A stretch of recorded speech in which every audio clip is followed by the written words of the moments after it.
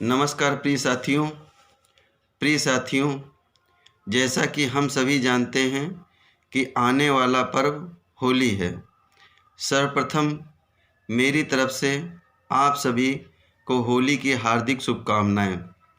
और होली हम मदिरा मुक्त, रसायन मुक्त व हुड़दंग मुक्त आपस में भाईचारे की स्थापना के लिए मनाएं। मित्रों, हम जानते हैं कि होली का पर्व सीधे सीधे प्रकृति से जुड़ा हुआ है और हमारे किसान भाइयों का तिलहन घर सकुशल आ जाता है खेत से, और इसी के साथ साथ में हमारी रबी यानी कि मुख्यतः गेहूं की फसल तैयार होने वाली होती है। तो यह एक प्राकृतिक पर्व है। इसे हम अपनी फसल की तैयारी के लिए मनाते हैं, क्योंकि तिलहन घर में आ जाता है और हमारा गेहूं पकने वाला होता है।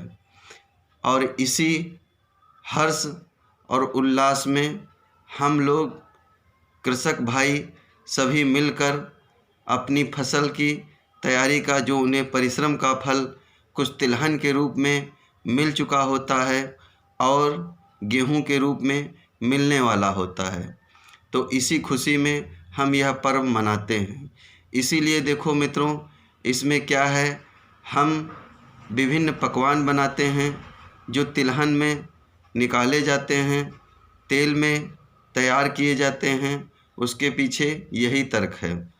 हम जो भी पकवान बनाएं वह घर के स्वनिर्मित हों, जिसे कि हम आपस में मिल बैठकर बड़े हर्ष और उल्लास के साथ आपस में बांटकर खाएं, और आने वाले पर्व में जो हमारे बीच गलत फहमियाँ रह गई थीं उन्हें हम दूर करें, जो भ्रांतियां हैं उन्हें हम दूर करें और आपस में मिलजुल कर मनाएं। मित्रों, चूँकि यह पर्व सीधे प्रकृति से जुड़ा हुआ है, किसी भी संप्रदाय का व्यक्ति हो, यदि वह कृषक है तो वह इस त्यौहार को बड़े हर्ष और उल्लास से हमारे देश में मनाता है, क्योंकि यह पर्व हमारे किसान भाइयों के चेहरे पर खुशियां लाता है। और हम शीत ऋतु से निकल करके अब वर्तमान में ग्रीष्म ऋतु की ओर बढ़ रहे होते हैं, और यह मौसम ना ही ज़्यादा गर्म होता है और ना ही ज़्यादा ठंडा होता है, और इसमें हम आपस में बैठ करके आप खुशियाँ मनाते हैं और खुशियाँ बांटते हैं, और बांटनी भी चाहिए। इसलिए मैं आप सभी से कहता हूँ, इस पर्व में हम हुड़दंग से दूर रहें, मदिरापान से दूर रहें और किसी प्रकार के रसायन से दूर रहें। मित्रों, जहाँ पे हुड़दंग होता है वहाँ पे भाईचारे की स्थापना नहीं हो सकती है। जहाँ पे हम रासायनिक पदार्थों का प्रयोग करते हैं तो कृपया ना करें, क्योंकि रासायनिक पदार्थ हमारे त्वचा पर विभिन्न प्रकार की एलर्जी पैदा करते हैं, या हमारे आँखों में पड़ जाते हैं तो हमारी दृष्टि को नुकसान पहुंचाते हैं।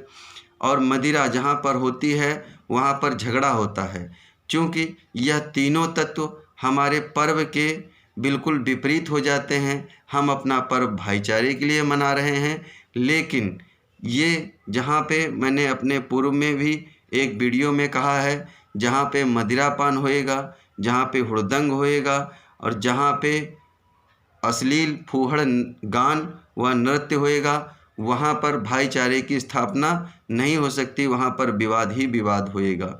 इसलिए मेरा आप सभी से कहना है कि हम इसमें सुधार करें, और जैसा कि हमारे देश की यह विश्वास की परंपरा रही है कि हम विश्व बंधुत्व की ओर यथार्थ रूप से वास्तविकता के रूप में आगे बढ़ें।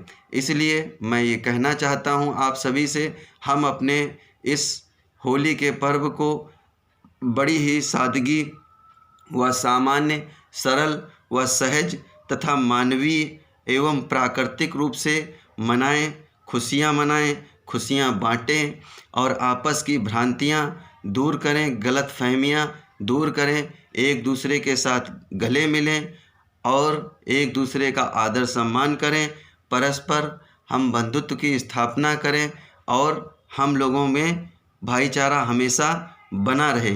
तो मित्रों, मेरा ये सभी से कहना है कि अपनी होली को हम प्राकृतिक होली बनाएं और इसी के साथ में जैसी कि हमारी पूर्व की विश्वास है कि यह पर्व हमारे कृषक भाइयों की फसल के तैयार हो जाने पर मनाया जाता है, तो उसी विश्वास के साथ हम मनाएं। हालांकि बहुत सारे मिथक भी इस पर्व से जुड़े हुए हैं, बहुत सारी कहानियाँ भी जुड़ी हुई हैं।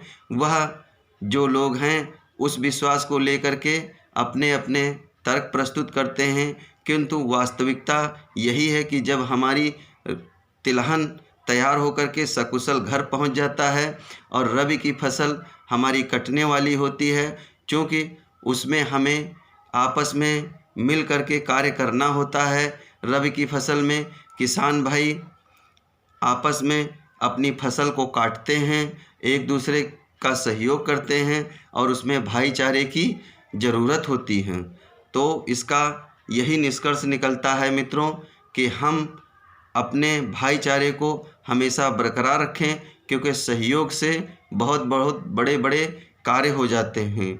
इसलिए मेरा आप सभी से कहना है कि जो हम अपनी फसल की कटाई करें वह भाईचारे के साथ करें, आपसी सहयोग से करें। हमारी माताएं बहनें अपने खेतों में जाती हैं, अपने किसान भाइयों का सहयोग करती हैं।